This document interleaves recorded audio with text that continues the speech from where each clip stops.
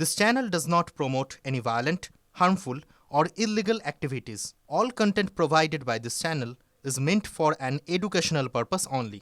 আর শুরুতেই রাজারহাটের দিকে নজর রাখবো। রাজারহাটের দক্ষিণ নারায়ণপুরে ভাড়া বাড়িতে বিস্ফোরণ, সুতলি বোমা ফেটে এই বিস্ফোরণের অভিজ্ঞতায় ক্ষতিগ্রস্ত হয়েছে আশেপাশের ঘর আসবাবপত্র। বিস্ফোরণে জখম একজন। পুলিশ সূত্রে খবর, জুলফিকার আলী কামারহাটির বাসিন্দা মোহাম্মদ শামীমকে এই বাড়ি ভাড়া দেন।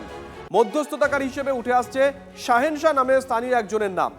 সিসিটিভিতে ব্যাগ নিয়ে মোহাম্মদ শামীমের বাড়িতে ঢোকার ছবি ধরা পড়েছে, তাতেই বোমা ছিল বলে প্রাথমিক অনুমান। শামীমের খোঁজ চালাচ্ছে নারায়ণপুর থানার পুলিশ।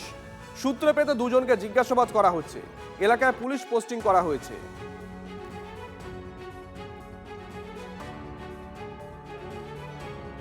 এই মুহূর্তে রয়েছি আমি দক্ষিণ নারায়ণপুরের সুপারি বাগানে একটি চারতলা বাড়ির নিচতলায়। সাইন্সা নামে এক যুবক, তিনি একজনকে ভাড়া দিয়েছিলেন গত দুদিন আগে, এবং সেই ঘরে কিন্তু এখনো পর্যন্ত লোক আসেনি। এবং গতকাল সন্ধে দেখা যায় যে একজন যুবক তিনি আসেন এবং তিনি এসে একটা ব্যাগ নিয়ে আসেন।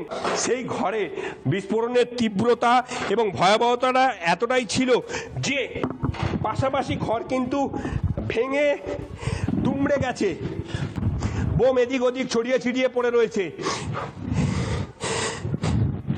সরাসরি চলে যায় পাশে একজন ব্যক্তি, তিনি আহত হয়েছিলেন। এবং কখন বোমটা ফেটেছিল? কালকে 8টার সময়। 8টার সময়? হ্যাঁ। কারা এই ঘরটা ভাড়া নিয়েছিল? ভাড়া কেন নিয়েছে আমি জানি না। সাইন্সা ব্রোকার ছিল, ও এনেছিল, দুজনকে দেখিয়ে ওকে ভাড়া দিয়েছিল। ভাড়া দিয়েছিল? হ্যাঁ। এখানে ঘরে লোক থাকতো না? না, থাকতো না। কালকে তো সন্ধ্যাবেলা একটা ব্যাগ নিয়ে এসেছিল। হ্যাঁ, সন্ধ্যাবেলায় দুটো বাচ্চা ব্যাগ নিয়ে ঢুকেছিল। আবার ঢুকে বার হলো, 4-5 মিনিট পরে ব্লাস্ট হয়ে গেল। আপনার তো মাথায় লেগেছে? হ্যাঁ, আমার মাথায় লেগেছে। এই তো মাথায় লেগেছে। আমার বাড়িতে ছিলাম আমি, পুরো লেগেছে মাথাতে। আমার কাছে খবরটা রাত্রিবেলায় এসেছিল। আমি পুলিশকে বলেছি তদন্ত সঠিকভাবে করতে। আর এগুলো তো সব পুরনো পাপ, যে পাপগুলো নতুন করে উভরে আসছে। এলাকাবাসী আতঙ্কে আছে, এলাকাবাসী যেন শান্তপূর্ণ ভালোভাবে থাকতে পারে তার ব্যবস্থা আমি করছি। সব তো আগের বিধায়কের কর্মকাণ্ড। আজাদ বলে ছেলে এই সবগুলো চালাতো। এখন সেই র্যাকেটটাকে কমপ্লিটলি অফ করার চেষ্টা করা হচ্ছে, পুলিশকে ইনস্ট্রাকশন দেওয়া হয়েছে। শুনলাম যে একদম মানে সায়েন্সা বলে কেউ বিজেপি কর্মী, সে এখানে ভাড়া দিয়েছেন, সে এখানে করেছেন। সিসি ক্যামেরাতে আপনারা দেখবেন যে মানে কি নিয়ে যাচ্ছেন তাদেরকে বিষয় করা যাবে। অতীব দুঃখজনক যে এখনো অবধি পুলিশ কাউকে অ্যারেস্ট করতে পারেনি।